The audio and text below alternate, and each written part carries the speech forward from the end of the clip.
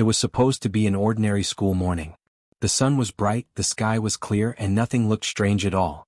Students walked through the hallway in a slow, lazy line, some laughing, some talking, and some still half asleep.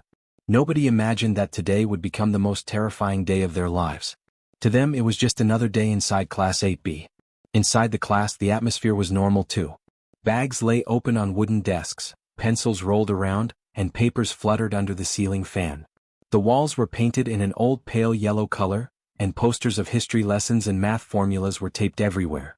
A few students joked near the window while others argued about a cartoon show they watched last night.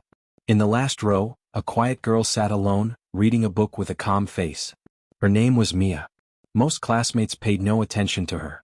She was silent, polite, and always seemed lost in her own world. Everyone waited for the teacher to start the first period. The bell rang loudly, ting, ting, ting, echoing down the hallway. Normally, the teacher would enter within a few seconds, carrying a stack of papers or a marker in hand. But today the door didn't move at all. Students noticed it, though nobody worried at first. Teachers were often late. Maybe she was printing worksheets, maybe she went to get her morning tea. There was nothing strange about one late minute. But then the windows began to shake. At first, it was gentle, like a small vibration. The glass trembled, making a faint rattling sound. A boy closest to the window frowned and pressed his hand against the glass. "Is it a truck?" he asked. His friend shrugged. But there was no truck sound, no car horn, and no construction noise outside. The shaking continued, steady and growing stronger, as if something heavy had landed somewhere nearby. The rattling suddenly stopped. A moment of complete silence filled the room. Even the fan felt quieter. Everyone waited for the teacher or for anybody to explain what just happened. Then came the sound. It was loud, metallic, and unnatural, clang, clang, clang, echoing down the hallway outside. It sounded like metal boots hitting the floor, heavy and sharp, walking slowly and steadily toward the classroom. Students froze in fear. Their bodies stiffened, and the air grew thick with tension. The sound was too rhythmic, too strong, too heavy for any human to make. Something was coming. Who is that?" a girl whispered. Nobody answered. The metallic footsteps grew much clearer, much louder. They marched closer and closer until they stopped right outside the classroom door. Everyone looked at the door in quiet horror. Suddenly the ceiling lights flickered. One light blinked rapidly as if electricity was struggling to stay alive. Then the entire classroom lights switched to a deep red glow. The cheerful sunny room transformed into a dangerous nightmare space. The red light made every student's face look terrified and pale. It was like the beginning of a lockdown alarm, but no alarm sounded. A boy reached for his phone to call someone, but his phone screen had turned black. No signal. No battery. Dead. Others tried their phones too, but all were the same. Dead. As if something outside had killed their power. "What is happening?" another boy asked, his voice shaking. The teacher still didn't arrive. The door remained closed. Nobody dared to move. Everyone stared at it as if staring at death itself. The footsteps outside didn't move anymore. They just waited. Then, without touching the handle, without anyone pushing it, the classroom door slowly began to open by itself. It made a long creaking sound, stretching their fear even more. Every student leaned back in their seats. Their breathing became fast and shallow. The door opened wider, wider, and wider, until there was enough space for something to step inside. But nothing entered yet. The open door just stood there, silent, like an invitation to terror. For several long seconds nothing moved. Not a student. Not the door.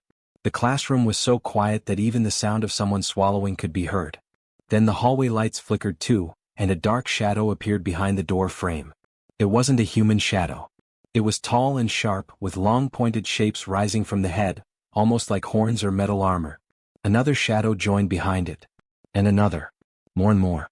The silence was finally broken when the first figure stepped into the room. It wasn't human at all. It had metal-like skin that shimmered under the red light, glowing blue eyes and long steel-like fingers. Its chest opened and closed as if breathing through gears. It stood at the center of the class and scanned every face with cold curiosity. Students gasped. One screamed. Others covered their mouths, too scared to speak. This was no prank. No costume. No dream. Today, aliens had entered their classroom. And none of them were prepared for what would happen next. If you want, I can continue part 2, 800 words, in the same style, or I can adjust pacing, faster/slower, more dialogue, more tension, more HFY, etc. BSBO. The creature that entered the classroom stood perfectly still, like a statue made of metal and bone. Its eyes glowed brighter and brighter, scanning every corner of the room. No one dared to speak. Even breathing felt dangerous. Behind the first creature, 2 more aliens stepped inside. Their steps were heavy and the floor vibrated under their weight. Their armor made a strange humming sound like engines charging power. On their backs were long weapons that did not look like guns or swords. They looked like technology nobody on Earth had ever seen. The students huddled together in their seats. Some pressed their hands against their mouths to stop screams. Some tried to slide under their desks. Others simply froze, too terrified to move or even blink. It felt like the world had shifted into a different reality, a nightmare they could not wake up from. The first alien lifted its hand slowly. A small device emerged from its palm. Its surface glowed with lines of blue and silver energy. The lights pulsed in a rhythm almost like a heartbeat. The alien pointed the device at the class. Suddenly, a wave of unknown energy swept across the room. Papers flew, bags shook, and the fan above rattled violently as if hit by a silent storm. Every phone, tablet, and smartwatch inside the classroom sparked for a moment and then turned off completely. Screens went dark. Black.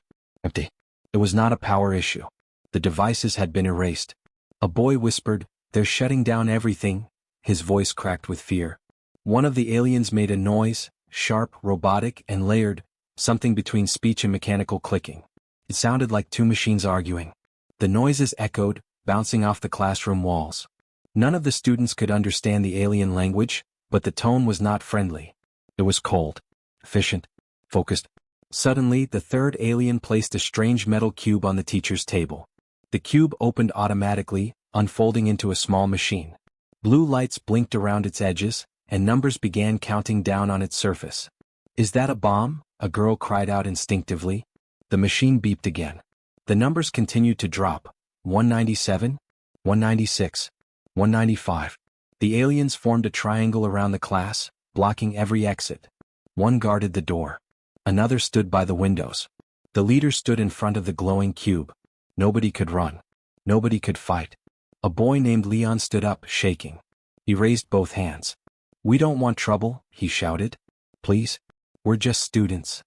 The alien leader turned its head slowly toward Leon. For a moment, it studied him as if trying to understand his words or his fear. Then it lifted its hand again. A blast of blue energy shot toward Leon. It wasn't loud and there was no big explosion. But the blast threw him back into his desk like a rag doll. He hit the floor and lay still. The class burst into screams. "He's dead," someone shouted. "No, he's breathing," another yelled. But the message was clear. Begging would not save them. The aliens were not here for negotiation. A group of students near the windows tried to push them open, but the metal frames refused to move. Suddenly the glass blackened, turning opaque and dark, like someone had painted them from the outside. No view. No escape. No help. The temperature inside the classroom began to change. It felt warmer, as if the cube on the table was heating the air. Sweat formed on students' foreheads. The countdown continued steadily, numbers dropping with no mercy. The alien by the door took out a long pole-like weapon. At the top was a glowing blade of blue energy. It hummed like a charged engine. It held the blade across the entrance, blocking the only exit fully. Panic spread like fire. "What do they want from us?" a boy whispered. "Why here? Why us?" a girl cried. Nobody had an answer. Only one person remained quiet, Mia, the silent girl from the back row. She watched everything with calm eyes, her expression unreadable. She didn't scream, didn't cry, didn't shake. Instead, she leaned forward slightly as if analyzing the invaders. The countdown continued flashing. 162. 161. 160. The alien leader pressed something on its wrist. A hologram of the school building appeared in midair. Red dots marked every classroom. Yellow dots marked students. Green dots marked teachers. It looked like a tactical map, a pre-planned operation. Whatever the aliens wanted, they already knew where everyone was. At that moment, a distant alarm began ringing outside the school. Not the school alarm, a city alarm. The sound carried through walls, sharp, warning, urgent. Other buildings in the distance echoed the same sound. Sirens. This was not just a classroom attack. It was something bigger. Something planned. Something global. The students stared at the aliens, hoping they would react or stop. But the aliens ignored the sirens. They didn't care. The countdown cube continued its mission. Mia finally moved. She looked at the cube, then at the aliens, then at the classroom door. Her eyes narrowed slightly, as if she understood something no one else could. The others did not know it yet, but this was the moment everything would change again. Mia kept her eyes fixed on the glowing cube. Everyone else saw a bomb. Mia saw something different. The countdown numbers moved with precise rhythm, almost too clean, too professional, too advanced for simple destruction. It wasn't just a weapon, it was a tool. But for what? The rest of the class did not think about such details. Fear controlled them. Two boys near the front tried to lift their desks and use them as shields, but as soon as they moved, the alien by the window aimed a strange handheld device at them. A short burst of static energy knocked both boys flat on the ground. Their desks fell over, metal legs clattering loudly. Neither boy tried again. A girl in the first row sobbed quietly, covering her face. "I want to go home. I want my mom." Her voice cracked and drowned under the sound of the sirens outside. The alien leader walked closer to the cube and tapped a panel on its side. The holographic map zoomed into the school building. One classroom blinked red. Then the next. Then the next. Every blink represented control. Every blink meant the aliens were taking territory. This was an invasion, not an accident. The countdown continued. 142. 141. 140. The heat in the classroom grew stronger. The air felt heavy, like breathing through thick fog. The cube hummed loudly now, a low vibration shaking the desks. Mia finally stood up. Her movement was small, but in such silence it sounded like a thunderbolt. Chairs scraped. Heads snapped in her direction. Even the aliens paused their scanning and looked at her. Mia did not speak. She simply adjusted her backpack strap and took one quiet step forward. The alien leader reacted fast. It raised its hand and several blue holographic symbols flashed in front of its palm. A voice, alien and mechanical, spoke 3 short commands. The alien by the door suddenly turned toward Mia, as if waiting for a signal to attack. Everyone held their breath. Before anything happened, a loud explosion rocked the school building from outside. Dust fell from the ceiling. The windows shook. A second explosion followed, much louder, shaking the floor. Students screamed, diving under desks and covering their heads. For a moment the aliens seemed confused. They turned toward the door, weapons rising, armor plate shifting like mechanical wings. Mia watched the aliens carefully. Their armor reacted to sound and movement.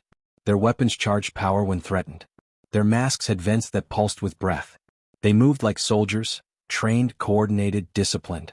"This is war," she whispered to herself. Nobody heard except maybe the alien leader. It turned its glowing eyes back to her. Something like curiosity flickered in its blue lenses, almost human curiosity but colder, sharper. The explosions outside continued. Sirens wailed. Distant helicopters circled overhead. The city was fighting back. But from the classroom it sounded weak and hopeless. Suddenly the classroom speakers turned on with a loud screech. A voice crackled through, distorted, panicked, desperate. "All students find safe areas, do not, repeat, do not, confront." The voice cut off instantly, replaced by static. The aliens' devices pulsed blue for a moment as if jamming signals. The leader tapped its wrist again. The hologram zoomed out, revealing the entire city. Small red dots spread like infection. The world outside was losing. A boy at the far side of the room whispered, "We're gonna die." Another replied, "No, they need us. That's why they haven't killed us yet." Mia listened. The boy might be right. The aliens had weapons. They could destroy the classroom in seconds if they wanted. But they didn't. They were scanning, mapping, counting, studying. What are they waiting for? Mia wondered. The countdown shifted. 117. 116. 115. It wasn't a bomb. It was a timer, for something bigger. The alien guarding the window suddenly turned its weapon toward the hallway. Something or someone was approaching. A moment later the classroom door shook violently as if hit from outside. The alien guarding it stepped back, raising its energy blade. Students gasped. A muffled voice came from the hallway. "This is the police. Stand away from the door." Before anyone could react, a second voice yelled, "Go! Go! Go!" The door exploded off its hinges, flying across the room and slamming into desks. Smoke filled the entrance. Several armed officers rushed in, shields up, weapons aimed. The aliens didn't wait. They fired. Blue energy beams shot across the room, hitting the officers' shields and slicing through them like paper. The first officer fell instantly. The second stumbled back, screaming. The third fired 3 bullets, but the bullets melted midair before reaching their targets. Students ducked. Some covered their ears. Some cried. Some tried to pray through shaking lips. Within 5 seconds, the police rescue attempt was over. All 3 officers were down, silent and unmoving. The classroom returned to silence, a much darker silence than before. The aliens stared at the bodies, then at the students as if reminding them of the truth. There would be no rescue. Mia didn't blink. She didn't scream. She didn't break. Instead, she looked at the cube again. The countdown reached. 100, 99, 98. Her hand slowly slid into her backpack. Whatever she was about to do, it would change everything. The cube continued counting down on the table, glowing hotter and brighter every second. Its hum filled the classroom like a heartbeat. The numbers flashed in steady rhythm. 97, 96, 95. The students could not take their eyes off it. It felt as if time itself was shrinking into those numbers. They didn't know what would happen at 0, but they knew it would not be good. The aliens returned their attention to the class after dealing with the police. Their movements were smooth and confident. They had no fear and no hesitation. To them, this was routine, just another operation on another world. Mia stood quietly near her desk, her hand still inside her backpack. She didn't move fast. She didn't look scared. She didn't look brave either. She simply looked ready, as if she had been waiting for this moment for a very long time. Nobody else noticed. Everyone's fear blinded them. Students whispered prayers, cried softly, or stared at the floor hoping to disappear. They were powerless, ordinary, fragile humans, trapped with invaders who viewed them as study material. The alien leader turned toward the holographic map again. The red dots had spread across the city entirely now. Yellow dots representing civilians were shrinking. Green dots for police and soldiers flickered and vanished one by one.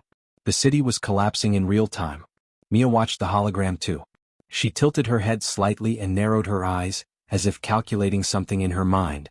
There was no panic in her face. Only thought. Only analysis.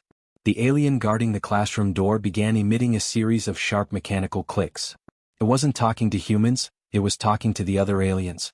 The leader responded with deeper metallic tones. Their communication was fast and complex, more efficient than spoken words. The cube's countdown continued. 86, 85, 84. The heat inside the room grew stronger. Sweat dripped down faces. The air felt thick and heavy. Some kids coughed. Others covered their noses. Something in the air was changing, not poison but pressure. Suddenly, a student named Aaron slammed his hand against his desk. "We can't just wait," he shouted, voice shaking. "We have to do something." The room went silent. Even the aliens paused for a second. Aaron took a deep breath and grabbed a metal ruler. It was a foolish weapon, but fear can make fools out of anyone. He charged toward the window alien with a loud scream. He never reached it. The alien flicked its wrist. A burst of static energy shot through Aaron's body. His scream turned into a choking gasp as he fell to the floor. He convulsed violently for a few seconds before going still. A few students cried out his name. Others covered their faces. The aliens didn't even look again. To them, Aaron was already a completed threat, and no longer important. Mia's eyes flicked to Aaron's body for a moment. She did not react with fear or sadness. She simply noted the results, the weapon type, the shock duration, the alien's timing, and then shifted her attention back to the cube. The countdown neared another milestone. 72, 71, 70. For the first time, the alien leader looked directly at Mia. It tilted its head slightly. Its glowing eyes scanned her body, her posture, her face. It sensed something different in her, something it did not detect in the others. Mia met its stare without flinching. The alien raised a device and pointed it at her. The device scanned her bloodstream, her temperature, her heart rate, her DNA. A holographic display formed above the device, showing graphs and symbols the students could not understand. But the alien understood. And for the first time, the alien leader reacted. Its eyes widened a fraction. Not fear, not anger, but recognition. It clicked 2 fast commands toward the alien guarding the door. The door guard immediately aimed its weapon at Mia. The other students gasped. "Mia, don't move," someone whispered. Mia did not listen. She finally pulled her hand out of the backpack. But instead of a weapon, she took out something extremely normal. A pen. A simple, cheap, everyday pen, black plastic body, silver clip, nothing special about it at all. The class stared at her in disbelief. "What are you doing?" someone hissed. "That's not going to help," another whispered. Even the aliens paused. They didn't know what a pen was, but they could read weapon intent, and the pen showed none.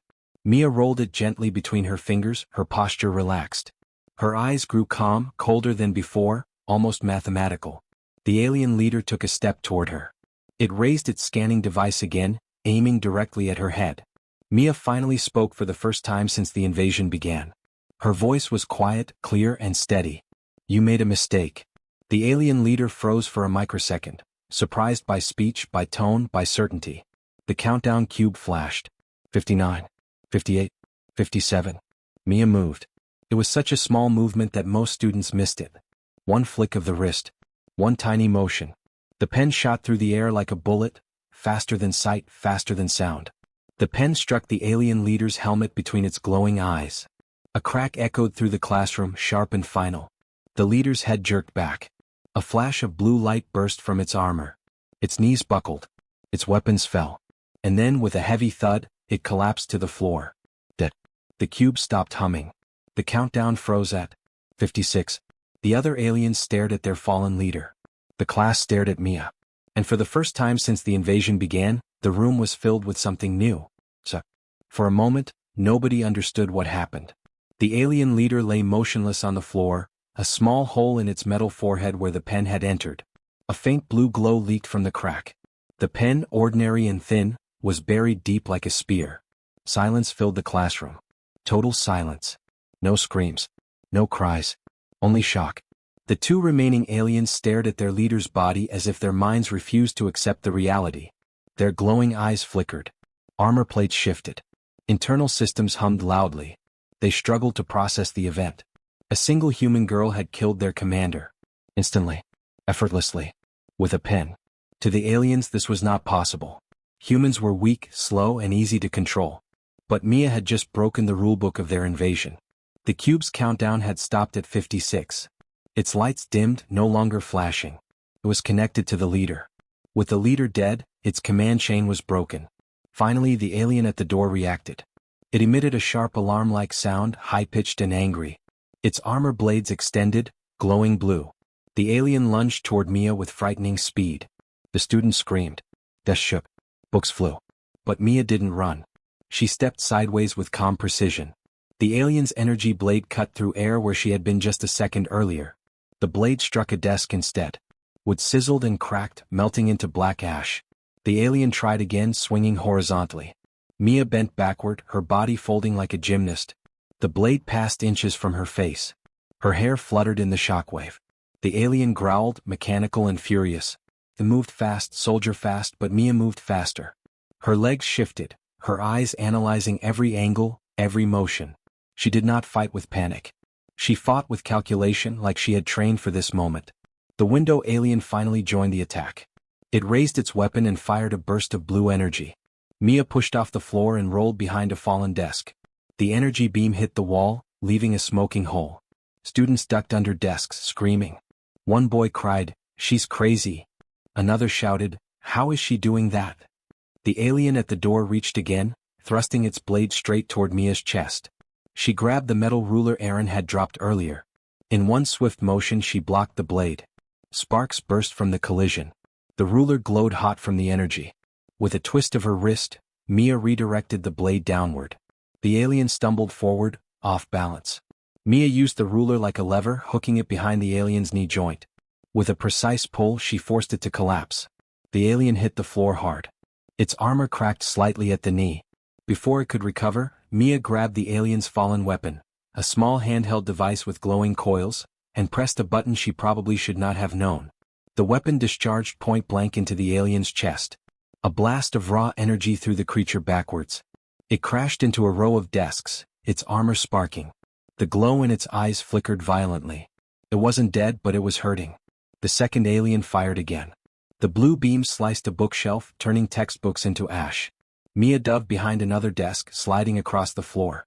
The students watched in awe and terror. Their quiet, ordinary classmate had become a warrior in seconds. She did not look scared. She looked alive. The alien moved closer, preparing to fire again.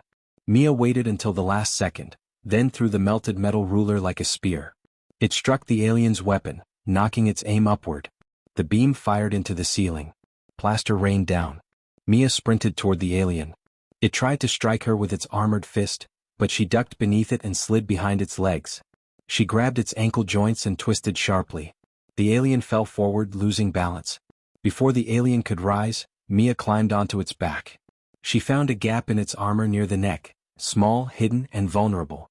Using her bare hands, she pulled with impossible strength. The armor plates popped apart like snapped metal springs. The alien screeched, thrashing violently. Mia reached inside the gap and tore out a small glowing tube, its power core. The alien's eyes dimmed and went dark. The body froze, then collapsed. 2 aliens had fallen. The students stared with wide eyes, shaking in disbelief. Some whispered her name. Some prayed. Some simply watched in silence. The door alien tried to rise again. Its armor sparked. Its breath vents hissed. It was damaged but not defeated. It raised its weapon for one final strike. Mia stood calmly, holding the alien's stolen power core in one hand. "You should have stayed in space," she said softly. She threw the core like a grenade. The core hit the alien's chest. A burst of brilliant blue light filled the room as the alien's armor overloaded. Then, boom. Not a fire explosion but a violent shockwave of light and pressure. The alien flew backward, hit the chalkboard and fell still. Silence returned to the classroom, but not the same silence as before. This time, silence meant victory. Mia exhaled slowly. Sweat dripped from her forehead. She brushed dust from her clothes and looked at the cube. The countdown restarted on its own. 55. 54. 53. Mia's expression changed slightly, not fear but irritation. "This isn't over," she said. And outside the school more aliens landed. Their shadows crawled across the playground like a second army. Outside the school the ground shook again. Heavy metallic footsteps echoed across the courtyard as more alien soldiers marched into formation. Their armor gleamed under the sun, weapons charged and humming. They moved without panic, without doubt, like machines following a flawless plan. Inside the classroom, students gathered around Mia slowly, not close enough to touch her, but close enough to stare. None of them knew what to say. A small boy whispered, "She saved us." Another replied, "She killed them, all 3 of them."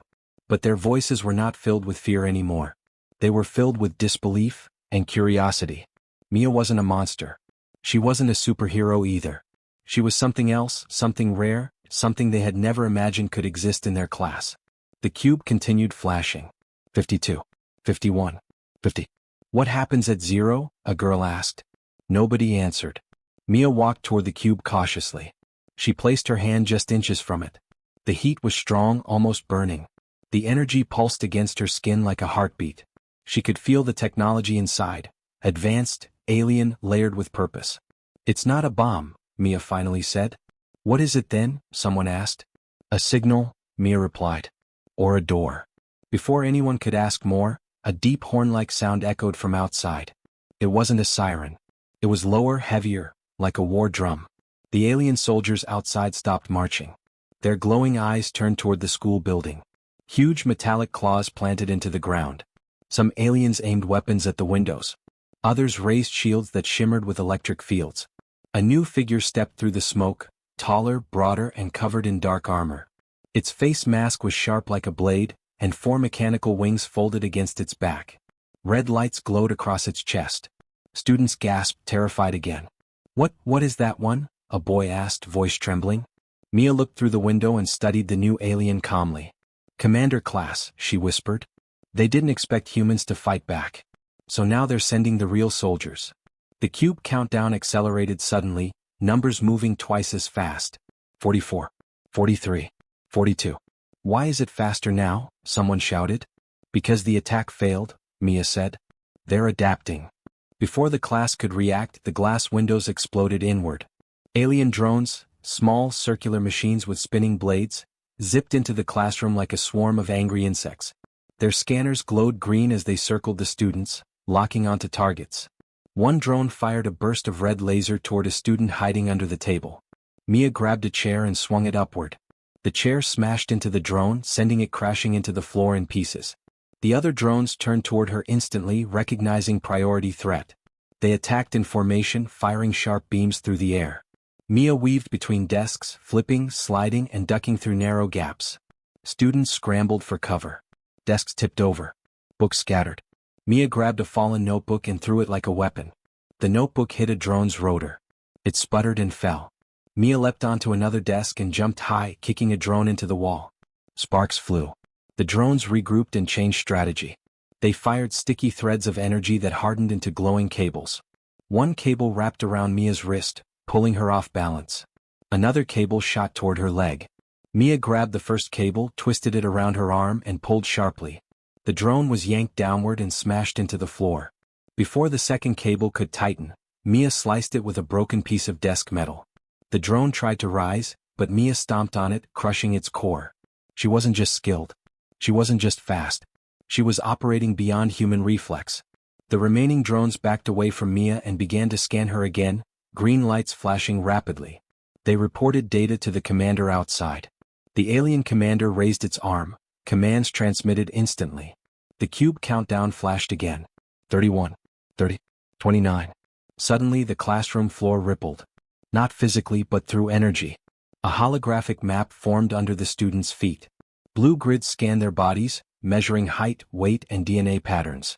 Students screamed as the grid rose up their legs, scanning deeper. "They're collecting genomes," Mia muttered. "That's the mission." The aliens weren't here to conquer Earth by force. They were here to study humans. To test them. To rank them. To identify threats. Mia looked at the cube again. "The signal is for them," she said. "They need data for something bigger." A girl crawled closer, terrified. "How do you know all this? Who are you?" Mia didn't answer. Outside, the alien commander extended its wings and charged its weapon.